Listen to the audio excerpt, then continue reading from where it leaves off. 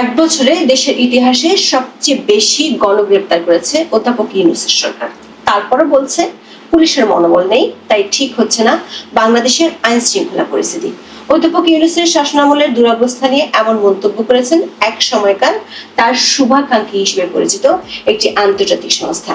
তাদের সাথে তাল মিলিয়ে আন্তর্জাতিক মিডিয়াগুলো বলছে এক বছরের ব্যবধানে বাংলাদেশের মানুষের স্বপ্নগুলো ফিকে হয়ে যেতে শুরু করেছে।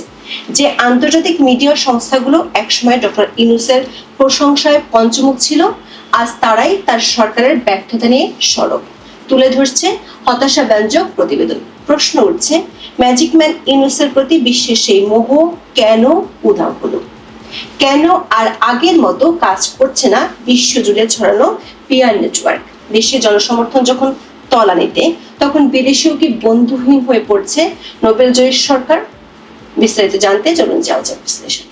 আকাশচুম্বী স্বপ্নপূরণের আশা দেখিয়ে 2024 সালের 8ই আগস্ট অন্তর্বর্তী সরকারের প্রধান হিসেবে শপথ নেন ডক্টর মোহাম্মদ ইউনূস। তবে এক বছর পার না হতেই আশার গুড় বালিতে ছেয়ে গেছে। শুধু দেশ নয়, বিদেশেও প্রশ্ন উঠছে অন্তর্বর্তী সরকারের সীমাহীন ব্যর্থতা নিয়ে। এক সময় সরকারের ঘনিষ্ঠরাই বিদেশি মিডিয়ার কাছে খোলাখুলি তুলে ধরছেন নিজেদের হতাশা। ডক্টর ইউনূসের সরকার নিয়ে উচ্ছ্বাস দেখানো আন্তর্জাতিক সংবাদ মাধ্যমে এখন বাজছে উল্টো সুর। সরকারের এক বছর পূর্তি নিয়ে বিবিসি ওয়ার্ল্ডে একটি বিশ্লেষণ ছাপা হয়েছে, যার নাম দিয়েছে jubilant since but bumpy roads ahead in post Hasina Bangladesh, যার অর্থ হলো উল্লাসমুখর দৃশ্য, তবে হাসিনা পরবর্তী বাংলাদেশের সামনে পথ কণ্ঠাকীর্ণ। এই প্রতিবেদনের পরতে পরতে রয়েছে গত এক বছরে সরকারের ব্যর্থতার খতিয়ান। এমনকি সরকার এক সময়কার ঘনিষ্ঠরাও অভিযোগ করছেন পরিস্থিতির উন্নতি হওয়ার বদলে আরো খারাপ হচ্ছে। প্রতিবেদনের শুরুতে একটি ছবি দিয়ে বলা হয়েছে, গত 12 মাসের চিত্র এই উল্লাসমুখর দৃশ্যের সঙ্গে পুরোপুরি মানানসই নয়। বিবিসির প্রতিবেদনে বলা হয়, শেখ হাসিনা সরকারের পতন ও নতুন ভবিষ্যতের প্রতিশ্রুতির বার্ষিকী উদযাপন করতে এই সপ্তাহে হাজারো মানুষ ঢাকার কেন্দ্রস্থলে জড়ো হয়েছিল। মুষলধারে বৃষ্টির মধ্যে অন্তর্বর্তী সরকার প্রধান মোহাম্মদ ইউনূস, বিভিন্ন রাজনৈতিক দলের নেতা এবং কর্মীরা নতুন বাংলাদেশ গড়ার পরিকল্পনা ঘোষণা করেন। কেউ কেউ একে দ্বিতীয় স্বাধীনতা হিসেবে আখ্যা দিচ্ছেন। তবে গত 12 মাসের চিত্র এই উল্লাসমুখর দৃশ্যের সঙ্গে পুরোপুরি মানানসই নয়। মানবাধিকার সংস্থাগুলো বলছে, এই সময় গণপিটুনিতে হত্যা, মব, সন্ত্রাস, প্রতিশোধমূলক হামলা ও ধর্মীয় চরমপন্থার পুনরুত্থান ঘটেছে। এটি গণতন্ত্রের পথে যাত্রা বাধাগ্রস্ত করতে পারে। দর্শক, বিবিসির মতো আল জাজিরাও সম্প্রতি ইউনূস সরকারের ব্যর্থতার খতিয়ান তুলে ধরে বিশাল প্রতিবেদন করেছে। শেখ হাসিনার পতনের বর্ষপূর্তিতে আশা ও অচল অবস্থার সন্ধিক্ষণে বাংলাদেশ শিরোনামের প্রতিবেদনে বলা হয়, বিক্ষোভকারীরা চেয়েছিলেন সত্যিকারের পরিবর্তন, অথচ রাজনৈতিক দলগুলো ক্ষমতার জন্য প্রতিযোগিতায় জড়িয়ে পড়ায় এবং সংস্কার অঙ্গীকার টলমল হয়ে পড়ায় তৈরি হয়েছে অস্থিতিশীলতার আশঙ্কা। দর্শক, আল জাজিরা এবং বিবিসি ওয়ার্ল্ডে কিছুদিন আগেও আওয়ামী লীগ সরকারের বিরুদ্ধে অভিযোগ ধারাবাহিকভাবে প্রচারিত হতে দেখা গেছে। ইউনূস সরকারের প্রতি তাদের প্রাণ খোলা সমর্থনের বিষয়টিও ছিল স্পষ্ট। তবে বছর পেরোতে অন্তর্বর্তী সরকার নিয়ে চরম হতাশা দেখা যাচ্ছে তাদের প্রতিবেদনে। আন্তর্জাতিক এসব সংবাদ মাধ্যমের পাশাপাশি প্রভাবশালী বিভিন্ন প্ল্যাটফর্ম হয়ে উঠছে সমালোচনা মুখর। আন্তর্জাতিক সংবাদ মাধ্যমগুলোর সাথে আন্তর্জাতিক সংস্থাগুলোর পক্ষ থেকেও চাপ বাড়ছে অধ্যাপক ইউনূস সরকারের উপর।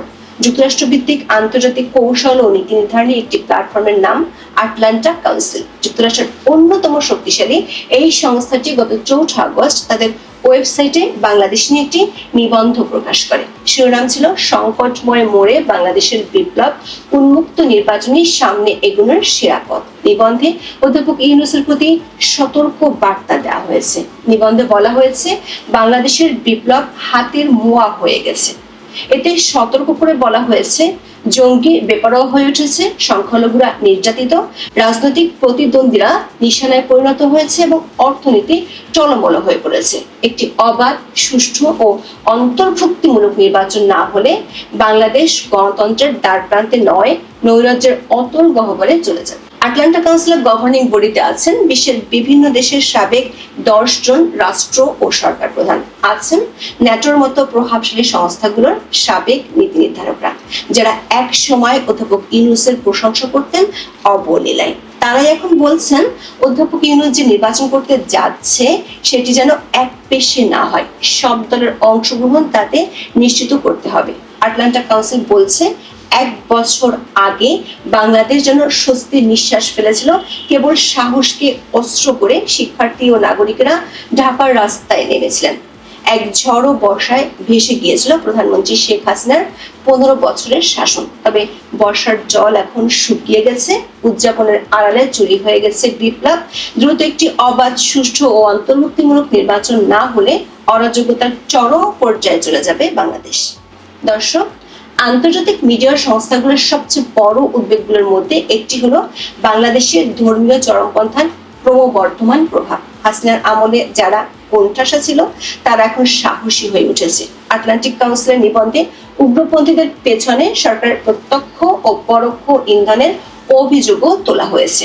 এতে লেখা হয় 2024 সালের 5ই আগস্ট শেখ হাসিনার পতনের পরপরই বিপদ সংকেত দৃশ্যমান হয়।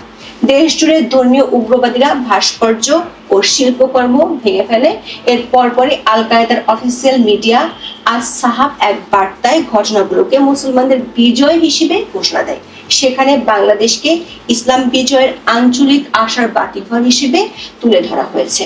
2009 সাল থেকে বাংলাদেশে নিষিদ্ধ সংগঠন হিজবুত তাহরীর গত মার্চে তেমন কোনো বাধা ছাড়াই ঢাকার রাস্তায় খিলাফা মিছিল করে। আটলান্টিক কাউন্সিল বলছে ডক্টর ইউনূসের প্রশাসন সন্ত্রাসের বিরুদ্ধে লড়ছে না, বরং আরামদায়ক বসার ব্যবস্থা করে দিচ্ছে।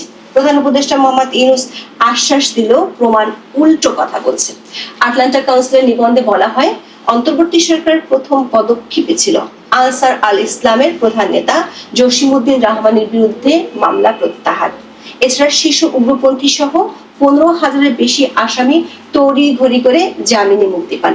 জেল ভেঙে পালিয়েছে দণ্ডপ্রাপ্ত 98 জঙ্গি। নিবন্ধে কড়া ভাষায় নারীর প্রতি আক্রমণের সমালোচনা করা হয়। সেই সঙ্গে বলা হয়, অন্তর্বর্তী সরকার ক্ষমতা আসার পর থেকেই ধর্মীয় সংখ্যালঘুরা নতুন করে হামলার শিকার হচ্ছে। মুসলিম সংখ্যালঘুরা রক্ষা পায়নি।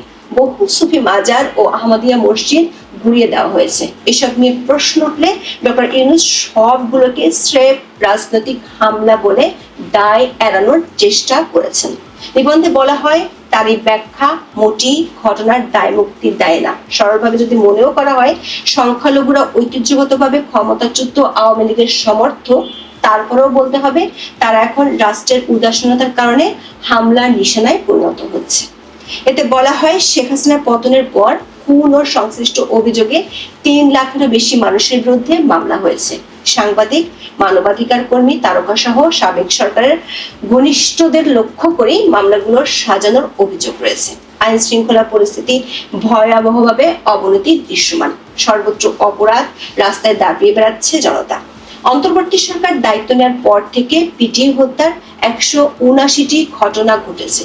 সরকার দাবি করে পুলিশ এখনো পুরোপুরি সক্রিয় নয়, অথচ আশ্চর্যজনকভাবে গত ফেব্রুয়ারিতে অপারেশন জেবেল হান্ট চালু করার পর এই মনোবলহীন পুলিশই প্রায় 20,000 মানুষকে গ্রেপ্তার করে। তাদের প্রায় সবাই আওয়ামী লীগ সমর্থক। মে মাসে এই সংখ্যা বেড়ে দাঁড়ায় 48,400 জনে। এটি সম্ভবত দেশের ইতিহাসে সবচেয়ে বড় গণগ্রেপ্তার। অবাধ ও অন্তর্ভুক্তিমূলক নির্বাচনই সংকট থেকে বেরিয়ে আসার একমাত্র পথ বলে উল্লেখ করা হয় নিবন্ধে। এতে বলা হয়, 1 বছরে অন্তর্বর্তী সরকার কোনো অর্থবহ সংস্কার আনতে পারেনি। প্রতিদিন বাংলাদেশ অস্থিতিশীল হচ্ছে আর অগণতান্ত্রিক শক্তি শক্তিশালী হচ্ছে। বেশি দেরি হলে দেশ গণতন্ত্রে ফেরার শেষ সুযোগ হারিয়ে যাবে। আওয়ামী লীগকে নিয়ে নির্বাচনের উপরে জোর দেওয়া হয় নিবন্ধে। এতে বলা হয়, রাগের জায়গা থাকতেই পারে, কিন্তু গণতন্ত্র বিকশিত হয় বিকল্পের ভিত্তিতে, প্রতিশোধের উপর নয়। বাংলাদেশের ইতিহাসের সবচেয়ে বেশি নির্বাচন জেতা, দেশের স্বাধীনতায় ভূমিকা রাখা এবং এখনো বড় ভোট ব্যাংক থাকা একটি দলকে বাদ দেওয়া মানে স্বৈরাচারী কৌশলের পুনরাবৃত্তি করা। এটি করা হলে ভোটারদের বড় অংশ ভোটাধিকার হারাবে, নির্বাচনের বৈধতা ক্ষুণ্ণ হবে, রাজনীতি আবার রাস্তায় নেমে যাবে। সেই সঙ্গে তৈরি হবে বিপজ্জনক নজির। প্রশ্ন হলো, আন্তর্জাতিক ক্রমবর্ধমান চাপ কিভাবে সামাল দিবেন ডক্টর মোহাম্মদ ইউনূস? তিনি কি একটি সেফ এক্সিটের পথ বেছে নেবেন, নাকি সব সমালোচনা উপেক্ষা করে বজায় রাখবেন একলা চলর নীতি? এখন এ পর্যন্ত। সবাই ভালো থাকুন, সুস্থ থাকুন, নিরাপদে থাকুন। দেখা হবে আগামী পর্বে।